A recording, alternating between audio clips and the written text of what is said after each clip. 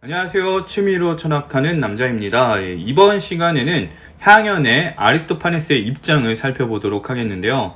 아리스토파네스는 에로스는 인간을 온전하게 그리고 행복하게 한다라는 입장을 가지고 있습니다. 아리스토파네스의 입장을 좀 더 자세히 살펴보면요. 예전의 인간, 본래의 인간은 현재와 달랐다고 합니다.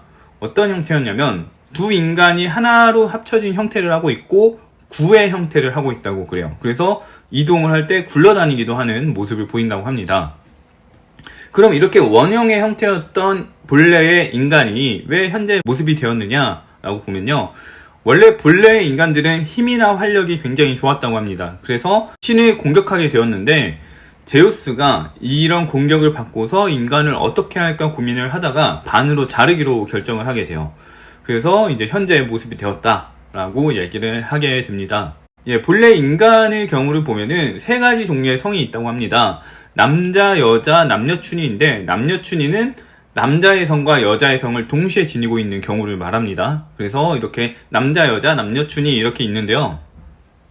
여기서 이제 아리스토파네스는 왜 예전의 인간들이 왜 둥근 형태였냐라는 질문에 대해서 그들이 태양, 땅, 달의 자손이었기 때문에 둥그렇다라는 얘기를 하게 됩니다.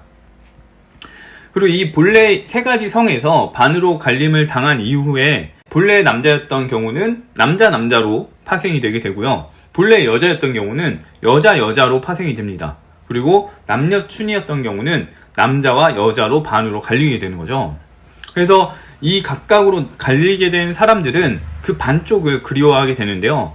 남자에서 남자로 갈리게 된 경우는 남자들을 그리워하고요. 여자에서 여자로 갈리게 된 경우는 여자를 그리워하게 됩니다. 그리고 남녀춘이에서 여자로 갈리게 된 경우는 남자는 여자를 그리워하고 여자는 남자를 그리워한다 라고 얘기를 하게 되는데요. 그러면서 이제 특징을 말합니다. 남남으로 갈린 경우에는 남성들과 어울리는 걸 좋아하고 그렇기 때문에 훌륭한 일을 하기에 좋다고 합니다. 왜 그렇게 되냐면은 남자들이 여색에 빠지면서 다른 일들을 등지게 되는데 그렇지 않을 수 있다는 거예요. 여자에 대한 관심이 적기 때문에 이 사람들은 남자들과 어울릴 거고 남자들과 어울리다 보면은 어떤 사업적인 것이나 공무적인 일들을 좀 더 열심히 치중하게 된다. 그런 능력을 발휘하는 일들을 좋아하게 된다. 여색을 탐하지 않고요. 그렇다 보니까 훌륭한 일을 하기 좋다라고 이렇게 봤었던 거고요.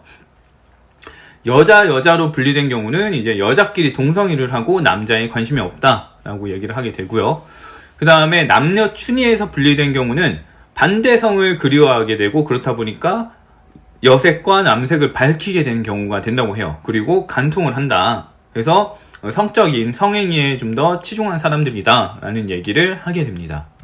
네, 이렇게 인간들이 잘리고 나서 이제 인간들이 어떤 처지에 놓이게 되냐면 첫 번째로는 이제 둘이 나뉘게 되니까 본래 온전했던 모습을 그리워하게 되는 거예요. 그래서 그러다가 그리워하다가 반쪽을 만나게 되면은 둘이 붙어 있게 되는데요. 그렇게 붙어만 있다가 아무 일도 하지 않고 붙어만 있다가 죽어버린다고 합니다. 그렇다 보니까 이제 이걸 지켜보던 제우스가 인간들이 멸종하게 되면은 자기들을 찬양하거나 자기들한테 재물을 바칠 인간들이 없어지기 때문에 이 문제를 해결하기 위해서 인간들이 여성을 통한 번식을 하게 해주는데요. 원래는 매미처럼 땅에다가 번식을 했다고 얘기를 합니다. 근데 여기서 우리는 왜 제우스가 인간들에게 이런 조치를 취했을지에 대해서 한번 생각을 해볼 필요가 있는 것 같은데 인간들이 반으로 갈리게 되면서 그 둘은 서로를 굉장히 그리워하게 되고 만나게 되면 굉장히 애틋해지게 될 텐데요. 그 애틋함, 애다름을 표현을 해야 풀 수가 있습니다. 근데 반쪽의 사람들이 만났을 때 표현할 수 있는 방법이 없는 거예요. 둘이 붙어 있는 거 말고는. 그렇다 보니까 계속 붙어 있을 수밖에 없고 붙어 있는다고 해서 그 애달픔과 애틋함이 해소가 되지는 않는단 말이에요. 그렇다 보니까 이제 둘이 붙어만 있고 다른 일을 하지 못하는 거죠. 어디론가 가면은 그 애틋함 때문에 다시 돌아오게 되고 그렇다 보니까 애틋한 감정적 에너지를 쏟아낼 수 있는 행위가 필요했다라고 판단을 한 걸로 볼 수가 있고요. 그렇다 보니까 성행위를 도입시켜줬다. 그래서 성행위를 하게 되면 그 애틋한 에너지를 쏟아낼 수 있게 되고 한번 쏟아내고 나면은 이제 다시 다른 일을 돌볼 수 있게 되지 않느냐. 이렇게 해서 제우스가 이제 성행위를 인간들에게 가능하게 해주었다.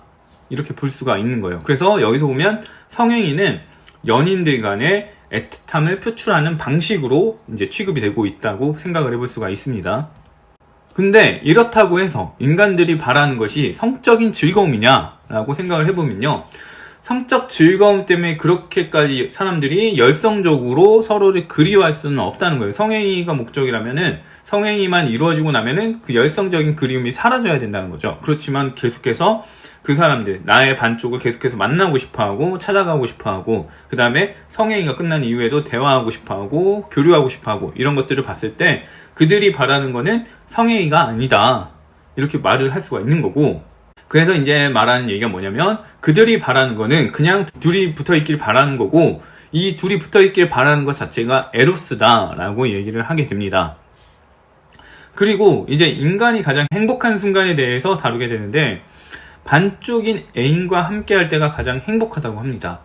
그래서 인간이 가장 행복해지는 건요, 둘이 하나인 채로 있게 된 순간인 거고, 그렇다 보니까 둘이 하나인 채로 있길 바라는 거는 에로스죠. 에로스에 의한 순간이 가장 인간이 온전해지고 행복해지게 된다라는 얘기를 하게 되죠. 그래서 인간을 행복하게 하는데 에로스가 필요하다라고 얘기가 나오게 되고, 그래서 에로스를 찬양해야 한다라는 입장을 내놓게 됩니다.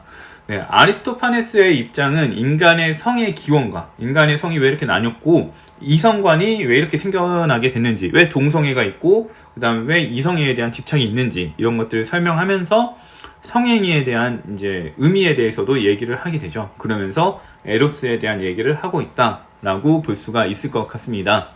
네, 아리스토파네스의 입장은 여기까지고요. 다음에는 아가톤의 입장에 대해서 살펴보도록 하겠습니다.